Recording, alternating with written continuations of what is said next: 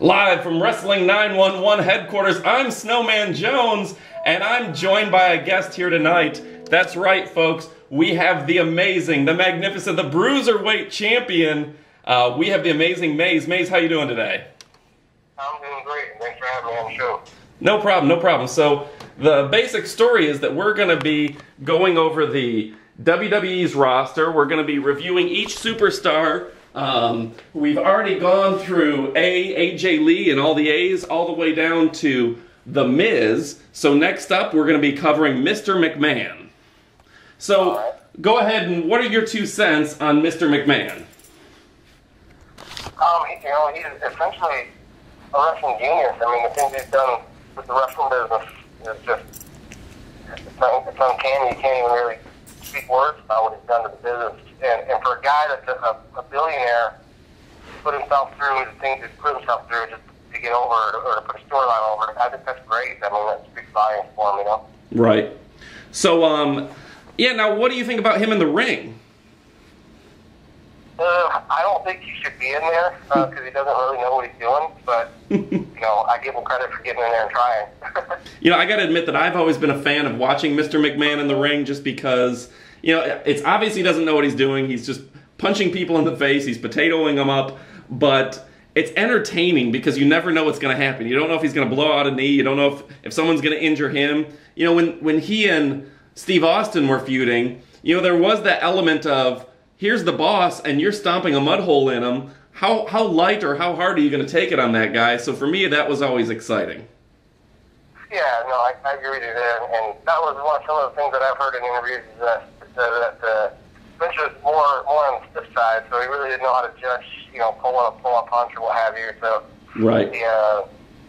So I don't know if I'd want to be in there with him, but I guess I would to get in the ring with Vince McMahon would be great, but kind of right. I won't be very pretty. If you wouldn't mind getting in the ring with Mr. McMahon, you wouldn't want to get in the ring with someone who wrestles like Mr. McMahon. Is that right? Yeah, you got it. Okay. So next up alphabetically is Naomi, who used to be known as Naomi Knight. What do you think of Naomi? Now, I apologize. Is she one of the Punk back over there? She is? She is. I think probably where we know her best is she's one of the dancers with Brodus Clay right now. So she hasn't had too much in-ring WWE experience. I know her from watching her at FCW. She started off real quick. She's probably been started in developmental training within the last 2 years, so she's still real new. And if I'm not mistaken, and I'll check my sources, but she was a cheerleader for the Orlando Magic before getting into wrestling. Yeah, I think I heard some about that, but I mean, I can't give a fair professional assessment on her because I actually haven't seen her wrestle. So okay. I think she looks great, but that's all I can really give on her. Right. Yeah, and if I'm not mistaken, in 2010 she was in NXT where Caitlyn won, former Divas champion, which is interesting to me that she's a former Divas champion, but frankly, she's got into wrestling within the last 2 years. I think she's more there for looks. She's a good entertainer, but she's nowhere near where she needs to be as a wrestler yet. It was my 2 cents. I'd give her a C+ at best. Yeah, that makes sense. Because if she was better than she is, then she would be not a valet or a manager or whatever she is, a dancer. She would be in the ring competing. So I get what you're saying there. Okay. What do you think of Natalya? Natty Neidhart. I think she's great. I think she's one of the better female wrestlers out there, and it's just sad that WWE doesn't put their women wrestlers on a higher pedestal, more of a popcorn match or of a bathroom match. And it's sad because there really are some good women wrestlers out there that in WWE that deserve some shine, and it's just sad that Vince doesn't do that. Right. Now, I remember when she broke into wrestling. It was at Florida Championship Wrestling at the State Fair. It was early into her matches, probably 2009, maybe 2008. I sat next to Jim the Anvil Neidhart and his wife while they watched her. And from my perspective, it was definitely very interesting to see how proud Jim was and how proud Jim's wife was of Natty in the ring. And a lot of my friends are actually kind of casual friends hang out, go to dinner with Natty and stuff, and everyone seems to think that she's the sweetest lady they know. I've only talked with her on 2 or 3 occasions, but from everything I can say, she's just a really nice person and someone that I want to see succeed.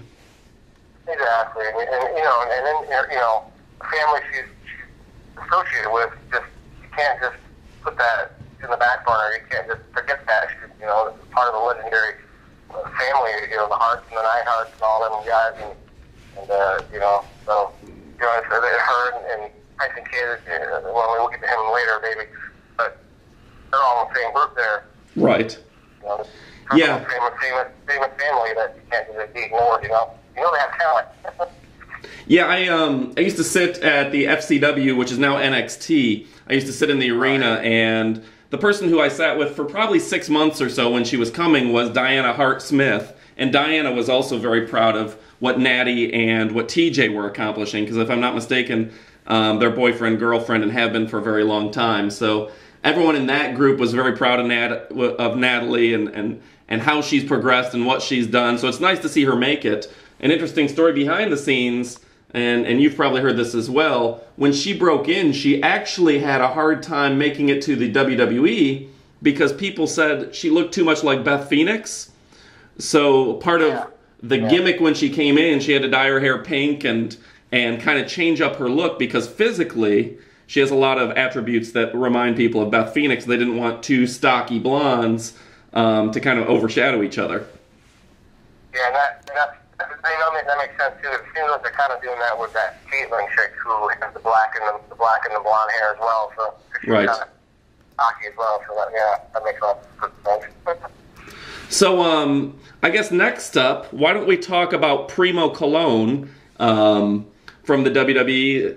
Carlito Colon's brother, Carlos Colon's son. What do you think of Primo? Primo, is another great talent, underused, I think, and he just, those guys, Primo and Epico, from the Colon family, they just bring a different flair to wrestling. They're in the WWE, and it's just, those are the guys that I like to see. I could care less about seeing John Cena and a lot of the main event guys, because they're just boring to me. I like seeing the lighter guys, Primo and Epico and Sin Cara and stuff like that. That's what I like to watch. And so Primo's great. I think he's a good worker, a good wrestler, and he definitely knows what he's doing there. And again, folks, so people listening understand, we've got the Bruiserweight Maze on the line with us as co-host for 911 Wrestling's audio show. And Maze, give people a background of how long have you been wrestling? I've been there probably about 13 years or so. I wrestled all over the Gulf Coast. Right. And I just want people to note who you are and where your perspective comes from, because you give very good 2 cents about the background of some of these folks and their wrestling ability. And I don't want to overshadow the fact that you've been there and done that, and that's quite impressive to have in a co-host. You're the Jesse Ventura to the Gorilla Monsoon on this broadcast, if you will. I try. I don't find that entertaining as I have a feeling that I'll have a few people leaving comments that I am no Gorilla Monsoon, but we'll live with it. You're almost there, almost. Maybe a few more 100 pounds, you'll be there. Yeah, I need to put on a little bit of weight.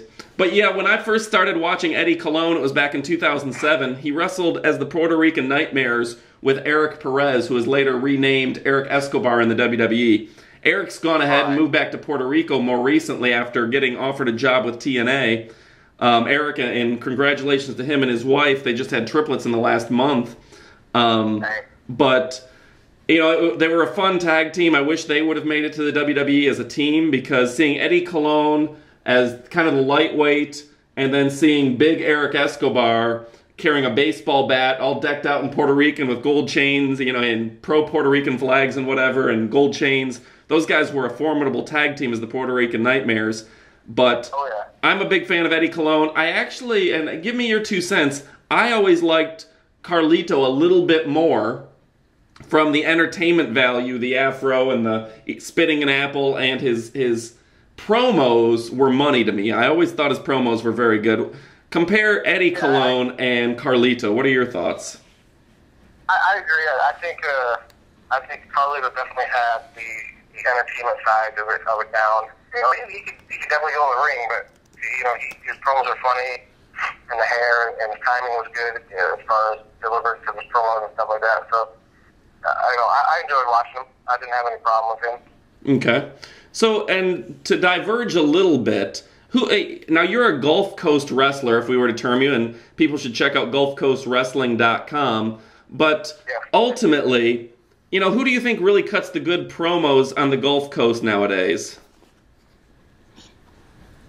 I'm probably going to catch all sorts of heck for this. I'm probably going to feed his ego way too much, but I think one of the better promo guys in this area is Brian Cage. Really?